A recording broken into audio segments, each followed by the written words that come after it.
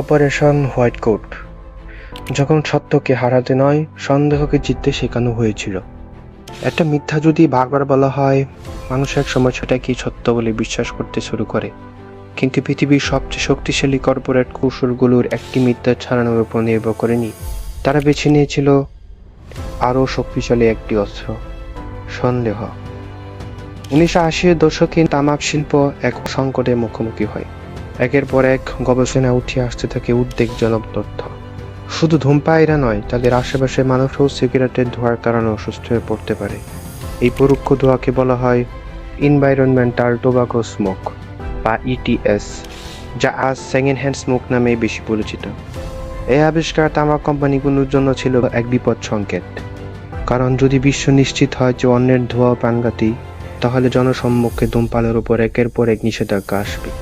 Office, restaurant, বিমানবন্দর, হাসপাতাল, সব জায়গায় ধূমপানের সুযোগ কমে যাবে।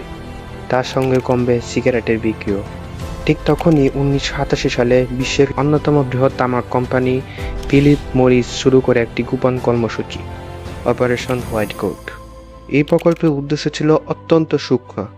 ধূমপানকে নিরাপদ প্রমাণ করা নয়, বরং মানুষের মনে একটি প্রশ্ন জীবিত রাখা: বিজ্ঞান কি সত্যিই নিশ্চিত? এই একটি প্রশ্ন ছিল পুরো কৌশলের কেন্দ্রবিন্দু। মানুষ যখন নিশ্চিত থাকে না, তখন সিদ্ধান্ত পিছিয়ে যায়, আর সিদ্ধান্ত পিছিয়ে গেলে ব্যবসা বেঁচে থাকে। প্রকাশিত অভ্যন্তরীণ নথি অনুযায়ী ফিলিপ মরিস বিভিন্ন দেশে বিজ্ঞানী, চিকিৎসক ও গবেষকদের গবেষণা অনুদান ও পরামর্শ ফি দিত। তারা গবেষণা করতেন, বৈজ্ঞানিক প্রবন্ধ লিখতেন, সম্মেলনে বক্তব্য দিতেন এবং সরকারি শুনানিতে বিশেষজ্ঞ মতামত দিতেন। সমালোচনার বিষয় ছিল না শুধু অর্থায়ন। সমালোচনার বিষয় ছিল এই অর্থায়নের মাধ্যমে ইটিএস এর ক্ষতিকর প্রভাব নিয়ে বিজ্ঞানিক অনিশ্চিত দীর্ঘদিন ধরে টিকিয়ে রাখার চেষ্টা। কৌশলটি ছিল অবিশ্বাস্যভাবে বাস্তববাদী। যদি মানুষ বিশ্বাস করে যে বিজ্ঞানীরা এখনো একমত নন, যদি নীতি নির্ধারকরা মনে করেন আরও গবেষণা দরকার, যদি প্রতিটা সিদ্ধান্তের আগে আরেকটি প্রশ্ন উঠে আসে, তাহলে আইনও দেরিতে আসবে। আর সেই সময়টুকু ছিল তামাক শিল্পের সবচেয়ে মূল্যবান সম্পদ।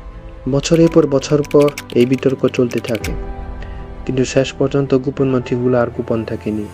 1990 দশকের শেষভাগ এবং 2000-এর দশকে আদালতের মাধ্যমে হাজার হাজার অভ্যন্তরীণ নথি প্রকাশ্যে আসে। সেগুলো বিশ্বের সামনে তুলে ধরে এমন এক বাস্তবতা যা কর্পোরেট ইতিহাসে অন্যতম বিতর্কিত অধ্যায় হিসেবে বিবেচিত হয়। পরবর্তীতে স্বাধীন গবেষণা আরও শক্তিশালী হয়। বিশ্বের প্রধান জনস্বাস্থ্য সংস্থাগুলো সিদ্ধান্তে পৌঁছায় সেকেন্ড হ্যান্ড স্মোক মানুষের স্বাস্থ্যের জন্য ক্ষতিকর। একের পর এক দেশ জনসম্মুখে ধূমপান সীমিত বা নিষিদ্ধ করতে শুরু করে। অপারেশন হোয়াইট কোট শেষ পর্যন্ত একটি গুরুত্বপূর্ণ শিক্ষা দিয়ে দেয়। কখনো কখনো সত্যকে থামানোর সবচেয়ে কার্যকর উপায় সত্যকে মিথ্যা বলা নয়, বরং সত্যকে এমন একটি অন্তহীন বিতর্কে আটকে রাখা যেখানে মানুষ আর বুঝতে পারে না কাকে বিশ্বাস করতে। আর সেই কারণেই আজও একটি প্রশ্ন আগের মতোই গুরুত্বপূর্ণ: বিজ্ঞান কি বলছে, আর পাশাপাশি সেই বিজ্ঞানকে অর্থায়ন করছে কে? ভিডিওটি ভালো লাগলে এবং ইনফরমেটিভ মনে হলে লাইক করে দিন, এবং এরকম আরও নতুন নতুন তথ্যমূলক ভিডিও পেতে আমাদের চ্যানেলটিকে সাবস্ক্রাইব করুন। বিদায় নিচ্ছি, দেখা হবে পরের কোনো ভিডিওতে।